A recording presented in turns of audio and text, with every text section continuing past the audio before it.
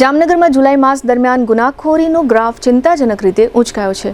હત્યાના પ્રયાસ, ચોરી, વિશ્વાસઘાત, છેતરપિંડી અને લૂંટ જેવા ગંભીર ગુનાઓના અનેક બનાવો પોલીસ ચોપડે નોંધાતા શહેરની કાયદો અને વ્યવસ્થાને લઈને સવાલો ઊભા થયા છે. જોકે બીજી તરફ પોલીસે મોટાભાગના ગંભીર ગુનાઓનો ભેદ ઉકેલી આરોપીઓને કાયદાના સંકજામાં લીધા હોવાનું પણ સામે આવ્યું છે. જુલાઈ માસ દરમિયાન જામનગર શહેર અને જિલ્લામાં હત્યાના કુલ 4 બનાવ નોંધાયા હતા.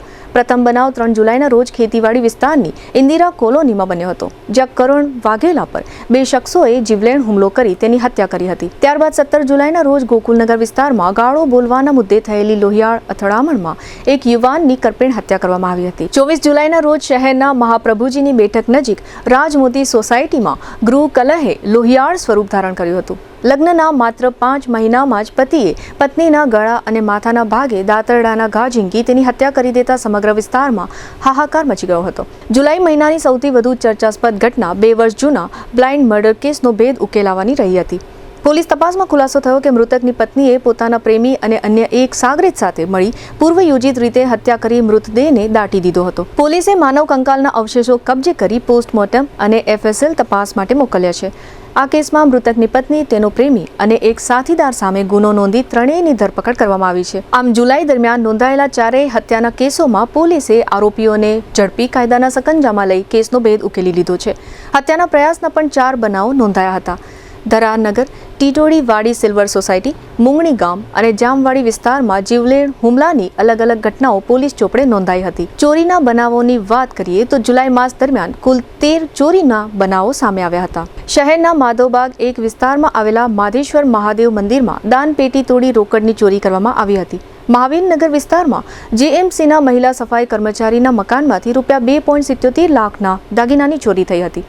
જ્યારે પટેલ કોલોનીમાં એકલા રહેતા વૃદ્ધાના મકાનમાંથી રૂપિયા 1.29 લાખના દાગીના ચોરાઈ ગયા હતા. લાલપુરના જોગવડ ગામના સ્મશાનમાંથી અગ્નિદાહ માટેના લોખંડના ખાટલાની ચોરી, નાનકપુરી રોડ પરની હોટેલમાંથી રૂપિયા 95,000ની રોકડની ચોરી, બેડીગેટ વિસ્તારની ટાઇલ્સની દુકાનમાંથી રોકડની ચોરી તેમજ ખાવડી ખાતે હોસ્પિટાલિટી સર્વિસીસની ઓફિસમાંથી લેપટોપની ચોરી પણ નોંધાઈ હતી. આ ઉપરાંત ચંદ્રાગા ગામના 3 પૌરાણિક મંદિરોમાં ચોરી, શહેરમાં મંડપ સર્વિસના ગોડાઉનમાંથી રૂપિયા 1.85 લાખની માલમત્તાની ચોરી, લાલપુરના મેકપર ગામે રહેણાંક મકાનમાંથી રૂપિયા 50,000ના સોનાના દાગીના, જામજોધપુરના ગીંગણી રોડ પર આવેલા બિયારણ ઉત્પાદન એકમમાંથી રૂપિયા 1.80 લાખની ચોરી, કાલાવડમાં વાહનની ડિક્કીમાંથી રૂપિયા 1.22 લાખની રોકડ, નાગેડીના કારખાનામાં ચોરી તેમજ ગોવાડા અને હરિપર મેવાસા ગામની પવનચક્કીઓમાંથી કુલ રૂપિયા 71,000ના કોપર કેબલની ચોરીના બનાવો પણ નોંધાયા હતા. વિશ્વાસઘાત અને આર્થિક ગુનાઓમાં પણ વધારો નોંધાયો છે.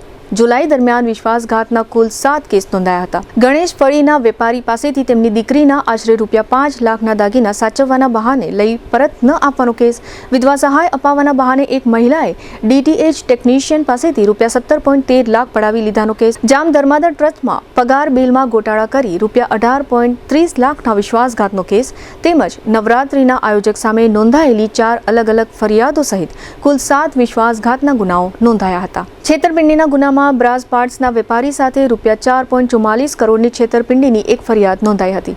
જ્યારે લૂંટના એક બનાવમાં એપ મારફતે સંપર્કમાં આવેલા શખ્સે એક યુવાનને મળવા બોલાવી તેનું અપહરણ કર્યું. ત્યારબાદ મારપીટ કરી ધમકી આપી મોબાઈલ ફોન, રોકડ અને અન્ય વસ્તુઓ સહિત કુલ રૂપિયા 74,000ની લૂંટ ચલાવી હોવાનું પોલીસ ફરિયાદમાં નોંધાયું છે. જુલાઈ મહિનાના આ સમગ્ર ક્રાઇમ આંકડાઓ દર્શાવે છે કે ગંભીર ગુનાઓમાં વધારો નોંધાયો છે. જોકે બીજી તરફ જામનગર પોલીસે ખાસ કરીને હત્યા જેવા ગંભીર કેસોમાં ઝડપી તપાસ કરીને આરોપીઓને ઝડપી પાડવામાં સફળતા મેળવી છે.